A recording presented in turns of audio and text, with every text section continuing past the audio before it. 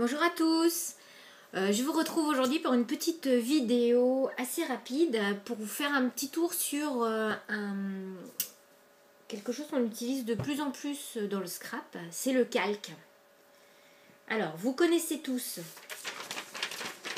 le calque classique, mais il en existe plusieurs sortes. Vous avez les calques de couleur, donc là, pour moi, c'est du rose, mais j'ai aussi du bleu, et enfin là, c'est du violet. J'ai rose, bleu. Vous avez le calque irisé. Alors, je ne sais pas si vous voyez. Ouais, voilà, là, on voit. Donc, qui est brillant.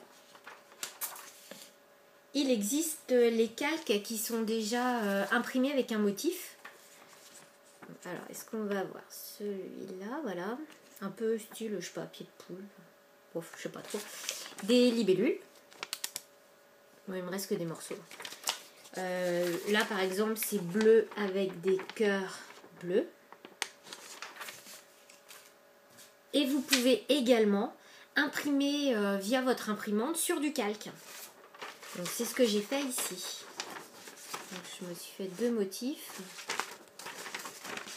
Et le rendu est super sympa. Vous pouvez vous faire des fonds de page en fait. Pour un mini-album, tout en transparence, du coup c'est vraiment très très chouette. Le calque offre beaucoup de possibilités. Vous pouvez fabriquer des pages, donc ça c'est ce que j'ai vu dernièrement. Vous découpez deux carrés de calque de la même taille et à l'intérieur vous mettez un morceau de papier imprimé. Comme ça vous l'avez un peu en transparence le papier et c'est vraiment très sympa. Le calque n'aime pas l'eau, donc il n'aime pas trop les colles liquides et il n'aime pas du tout les encres liquides. Ni celle-là, ni celle-là. Et aucune encre liquide, ça fait gondoler. Le calque, il absorbe l'eau, donc non, franchement, c'est très mauvais. Ça rend pas quelque chose de super. On va fabriquer un petit embellissement ensemble. Donc, je vais vous montrer. Ça sera le résultat. Donc, on prend du calque classique. Un papier pour mettre dessous. Il va vous falloir un tampon. Donc, moi, j'ai pris celui-là. Des sequins, des paillettes, franchement, ce que vous voulez, mais quelque chose qui brille ou qui ressort. Ça peut être des petites étoiles perforées, des petits ronds, ce que vous voulez. De l'encre à embosser. Et je vais utiliser aussi ma dernière encre Zing, qui est or mais pailletée. Donc celle-là, elle me plaît vraiment beaucoup. Là, pareil, à embosser. Et c'est parti. Donc on commence sur un morceau de calque sur un coin. On embosse le tampon. Donc moi j'embosse une partie. Voilà.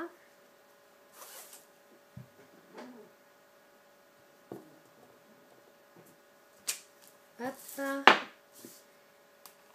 Je mets la poudre.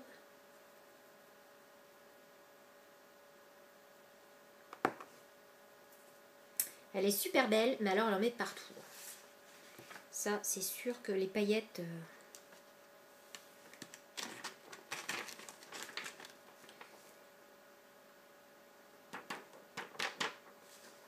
Les paillettes, ça colle, c'est l'enfer.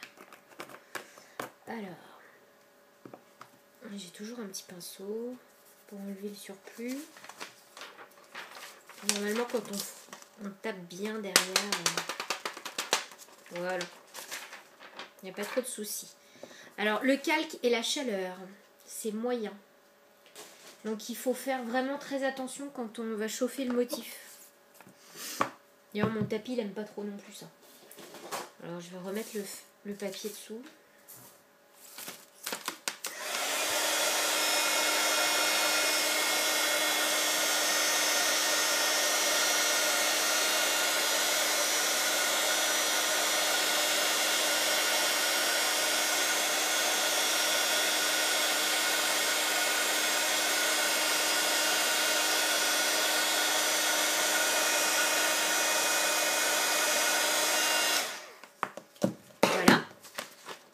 Donc comme je vous dis, on évite d'insister et on ne met pas le fer à chauffer trop près.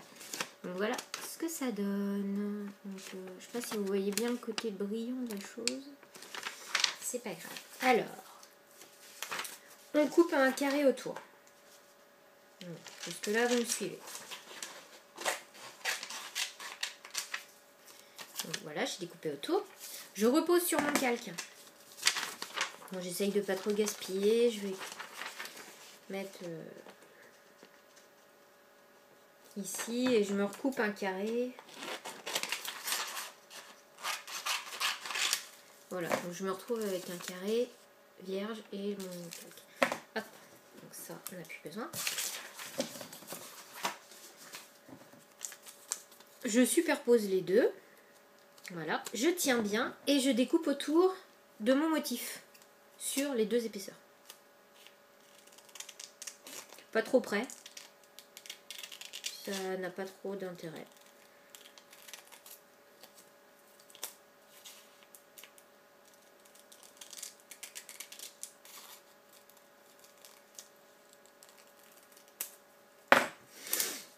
Voilà. Donc ça, je ramasse. On va ensuite, sur celui qui est vierge, placer quelques petites paillettes ou des sequins. Alors, j'ai vu qu'ici, j'ai mes gros sequins et tout en bas, mais je peux pas faire ça tout de suite parce que j'ai trop de sequins. Il y a les petits ronds qui devaient être dans les trous là. Et je pense que ça doit rendre assez sympa. Bon là, comme j'ai pas envie de mettre le bazar complètement, donc je vais prendre quelques sequins. Il n'y a pas besoin d'en mettre beaucoup parce qu'après ça va faire une épaisseur et ça va pas être terrible. Donc voilà, je me demande même si j'en ai pas pris un peu trop. Voilà.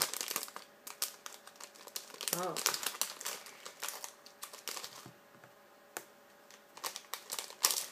Ok. Je les place au centre de mon papier. Voilà. Bon, après, ils vont bouger de toute façon. On prend de la colle. Donc, on fait super attention, vu que c'est de la colle liquide. Mettre du double face, là, ce sera un petit peu chaud. Donc, en fait, je vais mettre tout autour. Et sachant que ça sera... la colle sera camouflée par l'encre embossée. Donc, c'est parti. Donc, on fait super attention. On évite d'en mettre trop.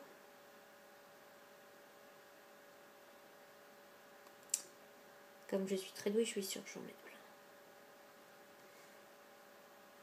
plein. Ah, ça s'est bouché. Oh là là. Il y a toujours un truc qui peut jamais marcher du premier coup, c'est obligatoire. Je m'en suis servi il y a 5 minutes, c'est pas grave. Marche plus. Alors,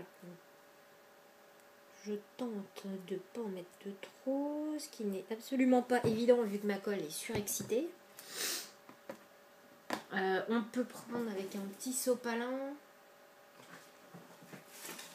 c'est fait, je vais chercher ma poubelle. Un petit sopalin pour enlever le surplus.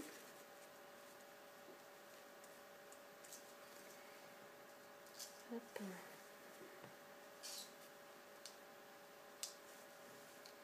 Et il me manque un tout petit peu. Si mes sequins ne veulent pas m'embêter, vous voyez, en fait, ça commence déjà à gondoler. Mais si on ne fait pas tout le tour, ça va s'en aller. Je vais peut-être pas mettre ça là, sinon vous ne verrez plus rien. Donc je place ma deuxième partie dessus. Je superpose. Et là, on appuie très fort. Donc la colle va sûrement sortir.